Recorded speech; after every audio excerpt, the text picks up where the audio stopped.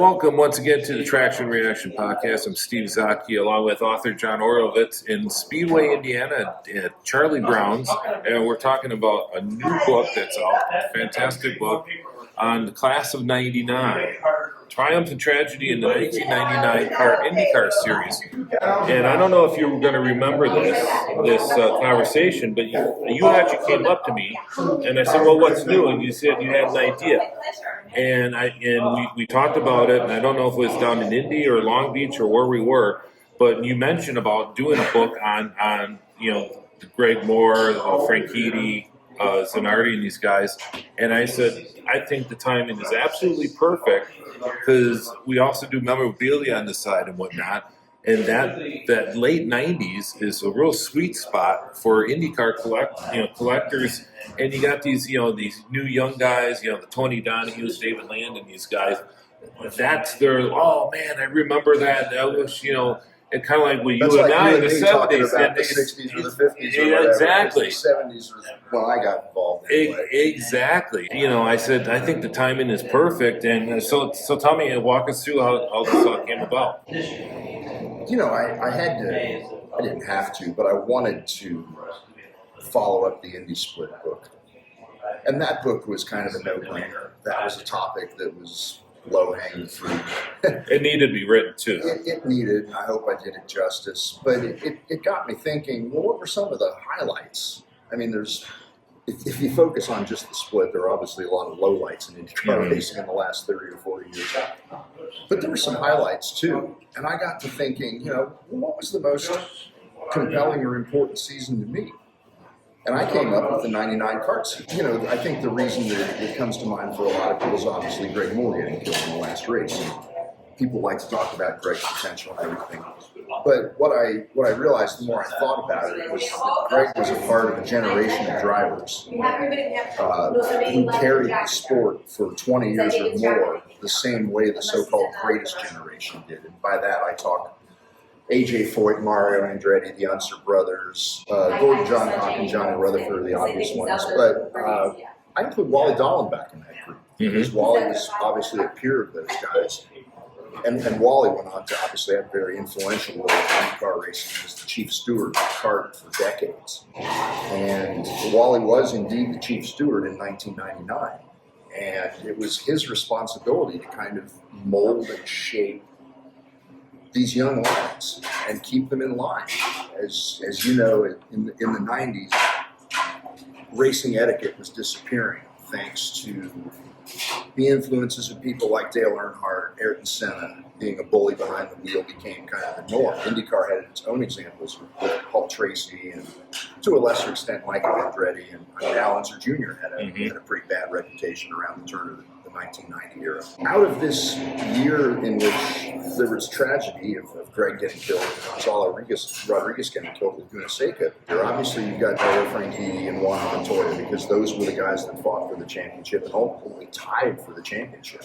Which again, why is this year so compelling? They tied for the championship after 20 races all over the world. I mean, if you experience the CART series in the '90s all the way up through the end of the '90s, it was still great. We're talking 5 chassis manufacturers, 4 engine manufacturers, tire competition, and this great group of drivers. If you look at the statistics of the 25 full-time guys that ran that year, 23 or 24 won an IndyCar race at some time in their career. So you've got this stacked field. And what emerged was this group: Franchitti, Montoya, Hélio Castroneves, Tony Kanaan. Those guys were both in their second year that year, but they really stepped it up. Castroneves in particular, and that was probably the biggest surprise in going back and revisiting the season in detail, was realizing how good Hélio really was that year, especially on the ovals. So these guys, they really made their mark. And if you look at the historic record book now, you've got Franchitti with 4 championships, 3 Indy 500s, Castroneves, 4 Indy 500s, Kanaan, an Indian championship winner who's arguably the most popular of all of them. Montoya, Formula One wins, NASCAR wins, an IndyCar championship, 2 Indy 500 wins. I mean, this is an extraordinarily successful group of drivers. And you can trace it all to this year is when it all really began to come together for him. Tell us one of the things that doing research and whatnot, and as you and I both have done, digging into a subject. Well, give us a couple of things that you dug up that you may have forgotten about or rediscovered. One of the most interesting things was talking about what Tim Cindric was doing there. Tim Cindric was the team manager at Bobby Rahaal's team. And in September, just after Rodriguez got killed at Laguna Seca, Roger Penske personally approached Tim Cindric about taking on the role that Tim eventually took on as the president of Penske Racing, and for the first time being more than a manager, someone who was a genuine stakeholder in the team, who had full authority, I mean literally more authority than anybody but Roger. And so it was fascinating to learn Tim's story of how that whole thing unfolded in the second half of '99, and it was really tough for him. He loved working for Bobby Rahal. He had Scott Remke there as his mentor and co-manager, and so it was a really tough decision for him to make, and obviously it turned out well for him. If you look at what Team Penske accomplished, the so-called renaissance that began in 2000. The late 90s. They were in dire shape. They were struggling. You put aside, they weren't running sports cars then, but you put aside the NASCAR team. The IndyCar team was in very poor shape in the late 90s. They had that dominant championship in 1994 with Al Jr. and Emerson and Paul Tracy finishing 1, 2, 3. And then Al Jr. was still competitive and won races, and Emerson won a race in '95. But if you've read Al Jr.'s book, his personal life was really starting to spiral after his second championship and his second Indy 500.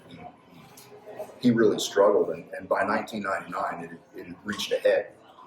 And on top of Penske having a driver who was unmotivated, out of shape, past his prime, they were putting the blame on their chassis. They had brought out a new chassis in 1998, which is one of the most beautiful and sleek IndyCar designs ever, the Penske PC27. And the problem was it had the Mercedes 108E engine and Goodyear tires, both of which were tremendous handicaps. And so you had Penske, trying to not blame his own chassis while also trying to not blame his own engine, the Mercedes engine program, and not blame the tire that he was loyal to for all these times. And obviously it got to a point where at the end of '99, he jumped in with everybody else. I mean, Goodyear quit at the end of '99, so he obviously would have gone to Firestone no matter what, but he switched to the Reynard Honda package. And obviously that started the comeback when they were on equal footing with everybody, equipment-wise, when they didn't have a handicap with their equipment. Gilles de Ferran won the championship in 2000 and 2001. And, of course, that brings up the big what-if. Greg Moore was the guy that was supposed to be his teammate in the number 3 car. And that's another great dive is, learning the skullduggery that resulted in Castroneves signing for Penske, literally 8 hours after Greg was killed. The other fascinating surprise was going back and looking at the banquet. CART had a really high-tech website that year, and they streamed live audio, live video, and they streamed the banquet. They did a 4-hour live stream in 1999. They had Larry Henry and I dressed up in tuxedos, emceeing the coverage and tossing to whatever was going on that stage. And it's not out there on the internet, and for all these years I've had 3 VHS tapes of the coverage, and you wouldn't believe how I struggled to find a VCR to get them transferred. But to go back and watch this extraordinarily emotional event, because this was 24 hours after Greg got killed, and just see the raw emotion present in everybody. I had completely forgotten that Franchitti gave me a one-on-one interview on camera that night, which might have been the only interview he gave in the aftermath of Greg's death. And I'd completely forgotten all these years later. It's just, going back and revisiting this, it was 10/31/99 it was by far the hardest day I ever spent at a racetrack. I had the misfortune of being on the beat to cover half a dozen deaths. But Greg's was, by far the hardest hitting, just because of all his potential. And people like to compare it to Dan Wells. Dan had just signed for Andretti, and he had his whole future in front of him. Well, Dan's Dan's best days, with all due respect, I think were already behind him at age 34, 35, whereas Greg at 24 was He's on the clear. cusp. Yeah. Yeah. And again, you look at what Hélio did in that number 3 Penske car. He won 30 IndyCar races, 3 of his 4 Indy 500s, or 2 of his 3 if you're in the conspiracy group, about 2002. But just, yeah, he had an extraordinary run, the most successful driver in the history of Team Penske. I mean, think about just saying those words. Yeah. And then if you think about where Greg was, at least, where we presumed him to be at that point in 1999, 2000, you just think, gosh, I mean, the guy would have won Indy 5-6 times if he'd stuck around to do it. Would Moore have gone NASCAR racing? He could have, and I think he was one of those talents, so I don't care what you would have put him in, you would have excelled at it. Obviously, with the Penske organization, he would have had that opportunity. Mm-hmm. I mean, there's a direct example. Sam Hornish Jr. drove for Penske 2006 to 2008 in the IRL. Took the NASCAR path with Penske, which, I mean, for Sam, unfortunately, it didn't work out for a number of reasons, and I think Sam's heart was elsewhere. Yep. Greg downplayed the whole NASCAR thing until he drove the IROC series in 1999. And it's ironic that his only start at the Indianapolis Motor Speedway was an IROC race. I totally forgot about that. That ended on about the second lap, where there's a great anecdote about it in here where Darrell Waltrip was the television commentator, and I went back and I watched the tape, and I think it was Earnhardt that took the air off and spun it out. And Greg had a pretty hard crash, and DW turns to Buddy Baker and says, "You know what they call that? They call that the hospital wobble." And that kind of opened Greg's eyes a little bit to that maybe NASCAR wasn't the agricultural tractor racing that some of these hoity-toity open wheel guys maybe thought it was. Greg was still young enough that he could have run Indy cars for another 4 or 5 years and still conceivably been in the window to do Formula One. Mm-hmm. And obviously with the Penske organization, the timelines don't map out. Actually, they kind of do, because he had the Porsche, those DHL Porsche Spider LMP2 cars, which was a very successful program for Penske, say 2006 to 2009 era. So Greg definitely would have had options there had he survived. And had he chosen to leave Indy cars. I mean, who knows whether he would have gotten satisfaction out of driving IRL cars when they made the switch. I remember talking to Sam Hornish because Penske actually got a hold of a Toyota CART engine and put it in a Reynard and created a road racing test car for Sam to drive when the IRL started road racing. And he said it was the most fun race car he'd ever driven. This lighter open wheel car with real horsepower and all that. And who knows? Greg, having been used to the lighter, more agile, more powerful cars, he might not have enjoyed the IRL thing. I mean, guys from Juan Montoya to Jill DeFerrin, when they got in there, they're like, "I think there's something wrong with the engine." No, that's just the way it is, Yeah. So, Greg it's obviously one of the greatest what ifs, just because of the potential. And the guy I equate him to the most, I don't think there's a direct IndyCar comparison, but Gilles Villeneuve in Formula One terms, just in the way that they had a similar record. Gilles won 6 Formula One races, Greg won 5 IndyCar races, but everyone thought they were the best. Everybody thought they had the world ahead of them, and they just burned out before they were able to achieve their potential. I thought Franchitti is an interesting story because of his pathway. Coming through the Mercedes DTM series and kind of burst on the scene like, who is this guy? And right away he took to IndyCars, which was so unusual at that time, wasn't it? Yeah, he came in 97, and he was with Carl Hogan's team. And he had a Reynard Mercedes, so he had it on Firestone, so he had a competitive car. And the Mercedes program was really, really strong in 97. It didn't start to fall apart until they brought out the new engine in 98 and continued through the end of the program. Franchitti did take to it right away. He liked the atmosphere over here. He liked the cars. He had a pole position at Toronto in his rookie year, and he did enough in his first year to get the big break to go to Team Green the second year. And of course, that's where we think of him. Right. Obviously, he had his most success with the Target Ganassi cars, and then just prior to that, he had a really good IRL season in 2007, which was called Andretti Green Racing. But those guys, and the guys that came out of CART and had to go to the IRL in the early 2000s, that was really gut-wrenching for them because philosophically, it was not what they wanted. They had to make business decisions. And they were very fortunate that the Hans device and the safer barrier came on board at that time because, as you know, the first 5 years of the IRL were extraordinarily harmful to drivers in terms of concussions, back injuries, and the like. And leg injuries, too. Both series, though. But that's one thing they worked on.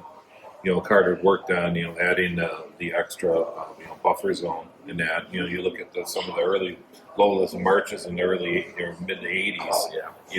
Basically their feeders. And that's pre-carbon construction as well. Right. So it's an aluminum foil box in front of these guys' feet. People go, these new drivers, this and that. But it's one thing going in the, pre-carbon fiber going into turn 1 at Indy at 200 plus miles an hour, and you gotta look, when it looks like it's about this big, it takes incredible bravery. Walk us through some other stories that kind of stick out and coming about. There's some of the people you interviewed. Interviewed most of the grid. Obviously interviewed the big four other than Greg, and I was able to tap into my own archive of interviews with Greg and get his voice in there. Vassar is always a good interview. Mario Andretti was great, just talking about what is star power and why did IndyCar racing lose its star power, and why has it struggled so hard to regain it? One thing when you put together a book, like this, and there's so much other stuff. I mean, I'm assuming this book could have been twice as big. And what's maybe some of the things that didn't make the book that maybe you look back that we would find interesting? One thing that was pretty intentionally left out was the politics.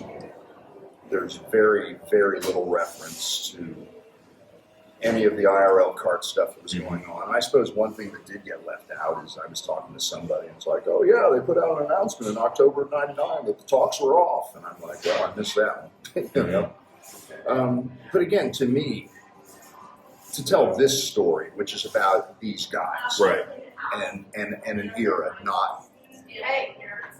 and that season wasn't defined by the politics. I mean, yeah, it was kind of brewing away in the background, but it wasn't front and center like it was in '96 or 2003, when CART was flaming out in bankruptcy.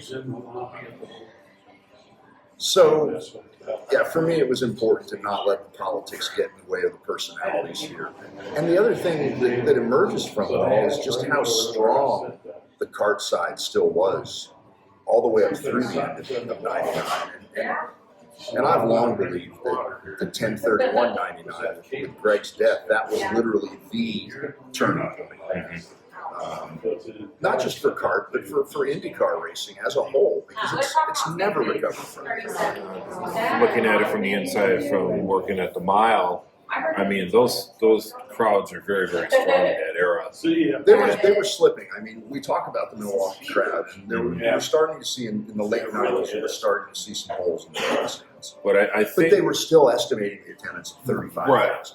And they were still getting 15 for qualifying. I think it really hurt IndyCar, but also hurt other racing organizations was the loss of tobacco money. Yeah. That was big.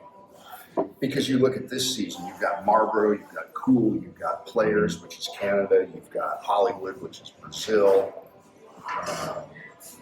I'm surely forgetting somebody. And you had real beer too. I mean, you had Budweiser and Miller, not flybynight.com. Richie Hearn. Which is what you see on a lot of the cars these days. The whole sponsorship was really robust. The TV was still robust. Yeah. It was definitely, IndyCar's TV numbers peaked in '95. But they were still hanging in there where on the broadcast races they were getting $2.5 million, and the cable races were getting $1 million, $1.5 million. You know, they had 1.9 million or something watching when Greg died at Fontana. During football, amazing. Yeah, believe it or not, it's who'd have thought it. Yeah. And how can somebody get this book? Well, there's the usual ways. You can go to Amazon. That's obviously easiest. You can go to Octane Press? OctanePress.com. You can buy it direct from the publisher.